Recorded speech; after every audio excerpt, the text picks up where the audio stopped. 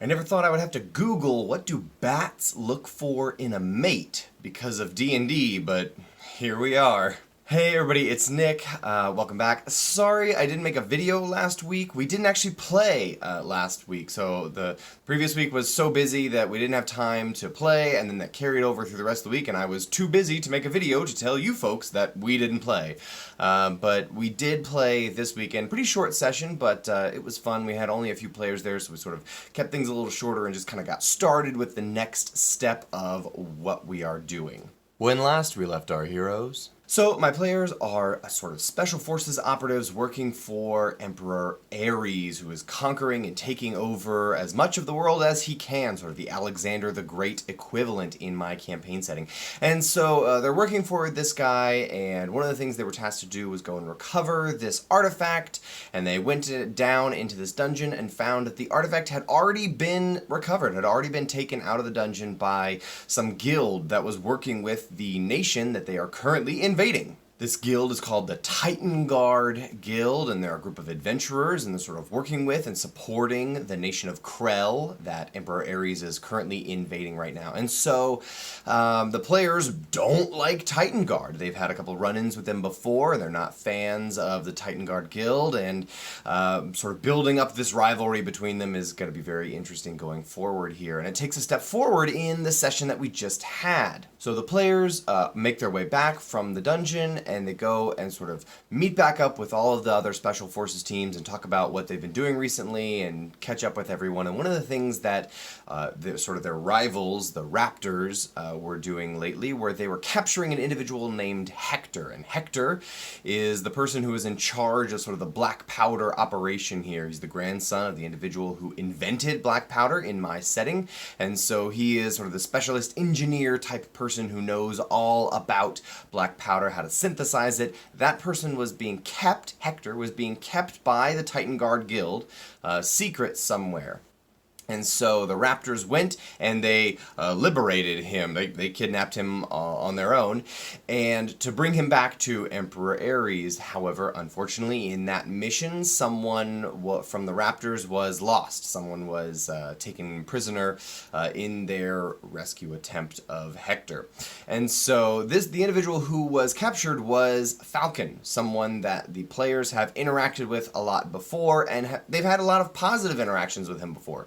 So the players were sort of a little motivated to try and go save this individual. The Raptors said, hey, we tried to go and save him, but when we went, he could have been in a lot of places, but we used our intel to try to figure out where he was. We went there, and it was a trap. So we barely made it out with our lives, and we decided, you know what, we'll just, things happen. Shield splinter. We lost him, oh well. And the players were like, that is kind of a bummer. But then they found out that Falcon may be being kept in the Underdark. And they already have some motivation for going to the Underdark, combined with wanting to prove to the Raptors that they're cool and they're useful and they can be powerful too. And so they say, you know what, you didn't save Falcon, we'll go and save your guy for you. How about them apples? Do you like apples? Yeah. Well, I got a number. How do you like them apples? So the players realize that, okay, we need to go into the Underdark, we need to find out where this outpost is, where Falcon is being held, and we have to rescue him, bring him back out of there, and help him. And some of the people are not wild about that because he's an elf, but this is going to play into Varys' backstory. This is spoilers for everybody who doesn't want them, or any of my players who should not absolutely not be here, but this relates to a video that I did this summer about using your players' backstories. And so, my player, Varys, his village and parents were killed by a group of elves, and I have decided that the leader of those elves is this individual Falcon. And what I have been doing is I have been building up Falcon as being a cool elf. He's been nice to the party, the only one of the Raptors who's been nice at all to the players. And so the rest of the Raptors have been really mean and condescending, and Falcon's like, hey, actually, I mean, nobody else is going to say it, but you guys did good. Keep it up. And so I've built him up as being someone that the players like and enjoy, and I'm going to reveal as soon as they have rescued him and he's at their mercy that he's the one who killed Varys' parents, and it'll be interesting to see what happens in that moment. What does Varys do with this information? This person that hopefully they like a little bit, but maybe he has a personal vendetta against. What does he do with that, especially combined with Horus's attempt to turn him into maybe a more good person? That is going to be a really interesting combination when everything hits the fan there. So really looking forward to what happens with that. So the characters are going to go into the Underdark. There is things that they are looking for in the Underdark as well. The shield of the demigoddess Adara, who is the deity for the character Azarin. She's looking for the armor of her deity and is going to try to assemble all of the pieces of that armor. And one of the pieces, she believes, is in the Underdark. And so they are headed there for that as well. And this is when the players, okay, we've got some information. We sort of know the general direction we need to head. They get sent to the Underdark and they're told, hey, go find like a local who won't murder you, and maybe they will guide you to the large city area where this Titan Guard outpost is thought to be. So the players begin that pursuit, and one of the things that happens beforehand is Walter, playing Sorrel, wants to go and find a bat, and maybe if we get this bat on our side, then it'll work as like a scout. You know, we have a hard time seeing in the Underdark, but bats are used to caves and have echolocation and stuff, so it'll be able to help us out and maybe navigate and spot some things for us and scout things sort of like a familiar. And so we go through this whole thing about this bat's like, no, I have food on my own. I don't need anything. And so what are you going to give me? Okay, I need help finding a mate. And so now we have this whole scene where Sorrel is role-playing, trying to, seduce a bat for his companion. He was really getting to play, heavy pun intended, wingman to this bat. And this actually brings up a really interesting point that I just dealt with. After the session, one of the players came to me and said, I feel like sometimes Walter is derailing sessions a little bit by spending a lot of time doing things one-on-one that could have been done, before the session, or that seem to sort of derail and detract from the rest of the party and takes a long time and just seems like it's not cool. Am I being unreasonable, or is Walter being unreasonable? And I had to think about it a little bit and process what the real nature of the problem was with the player, because I don't think anyone should be obligated to do anything outside of each session. Most people, the only time they play D&D is currently at the table, and I don't want to require anyone to do stuff outside of the game just to play their character how they want to.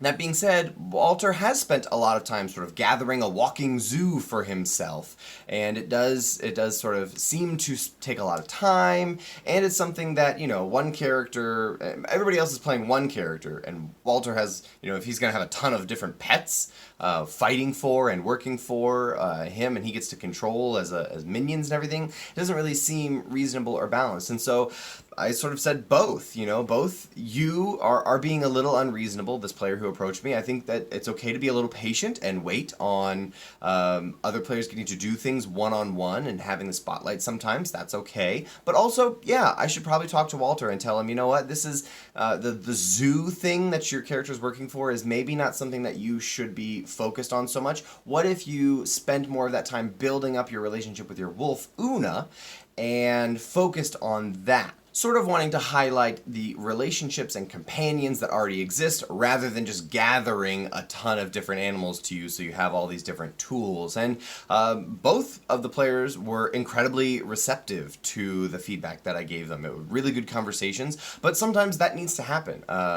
It's really important for your players to feel like they can come to you if they're having issues with how other players are functioning, and it's really important for you to be able to step back and figure out, okay, what are the real issues here? What are the real issues? Because a player getting to have one-on-one time with the DM during a session is not an issue. That's not a problem. That's a feature, not a bug. But the nature of that one-on-one time might be problematic. And so trying to figure out what's the real issue here, and is it really a problem, and how can I intervene as a DM, and how can I guide someone in a different direction without saying, no, you're not allowed to want the things that you want, because that's problematic as well. And so it was a situation that could have been really problematic and actually, I think, resolved incredibly well. So they were led down into the Underdark, and they crossed this lake. They had water walking and some tools, and managed to get across this lake with no boat. And they were traveling through some tunnels, and traveling. And I made sure to like really amp up how different this environment was. It didn't feel like a cave or a cavern. The air was cold, it was heavy and oppressive, and even characters who weren't, claustrophobic by nature, you start to feel the gravity of the situation of how many thousands and millions of pounds of rock and earth are above you as you're miles under the ground at this point. And you haven't seen the sun in hours, and it's just really off-putting, very strange, very different, very alien, and bioluminescent fungus and glowworms and all kinds of weird things. I wanted to amp up and describe as much as I could the Underdark. This is the first time, I think, that any of the players in my campaign have really ventured to the Underdark proper. And so I wanted to make sure that it was an interesting and different and sufficiently alien experience, and I hope I did that for my players. So one of the things that they were doing that helped play up this alien nature is they were looking for a place to rest. And I described that they have no idea what time it is, but they're starting to get hungry. They're starting to feel tired. It could be evening, it could not. One of the things I'm looking forward to is if they spend enough time down here over the course of, like 10, 15 days down here maybe, that they will have shifted their sleep schedule without even knowing it. That they'll walk out, thinking like, okay, it's the morning time, and they walk out to the surface world, and they finally finish with the Underdark, and it's the middle of the night because they traveled an hour longer than normal because they couldn't tell the difference, or they went to sleep a little bit earlier and woke up a little bit earlier, over and over and over again until eventually their entire sleep schedule has shifted. That's one of the things I'm looking forward to revealing when they get back to the surface world. I think that's kind of a cool thing. So they're looking for a place to rest. They found this little alcove, this little cave, and it looks like a library, actually. And that's really odd. Okay, we go into this library-looking place. What's a library doing here? It's all kind of arcane tomes and texts, and one of the warlock players is like, ooh, this is so cool. Let's look, and they start flipping through, and all the pages are blank. There's nothing in here. That's really strange. And Adara is her deity. Azarin casts Detect Magic to see what's going on here. And as she does that, an individual attacks them. And she is able to see that basically this whole room is an illusion created by this character. Yeah, super creepy. That is a Balhanoth. And those are dope. I have used one of those before in 4th edition, and it was actually really neat getting to see how a monster this complicated and unique was updated from 4th to 5th edition. Very cool seeing what kind of powers and abilities and features made it over and what ones did not, what take the form of legendary actions versus reactions, things like that. And so got to use one of these against my players. Very cool. It was a really tense, interesting battle, teleporting and vanishing and using legendary saves and players going down. Azarin managed to use Fairy Fire on the Balhanoth, so it couldn't benefit from its invisibility anymore, and it was very cool, very tense back and forth. But that was a neat combat, and they're like, okay, everything down here is freaky and very alien. And so I'm hoping to keep impressing that on them. Underdark is a very hostile and alien location, and wanting to amp that up as much as possible. And that's where we ended the session. It was actually a really short session. I wasn't feeling great. Some of my players weren't feeling great. We only had 4 players out of the full 6, and so we could have reasonably not played this past session, but we'd already skipped a week, and I didn't want to skip 2 weeks, and that would have been unfortunate, and so I want to just sort of keep things rolling, get things started. We're going to go to the Underdark, we're going to rescue Falcon, but nothing major has happened other than taking on a quest for ourselves. So not a lot in terms of interesting or specific lessons learned, except for the player interactions that I had after the session about, hey, is this a problem? Is that a problem? How do we figure out how to solve this? That was really useful, really informative, really helpful for me as a DM to realize, you know what, okay, that's kind of getting to be a problem, but let me isolate exactly what the problem is, because I think maybe you're off on what you feel like is a problem, but you are correct, there is some sort of problem problem here.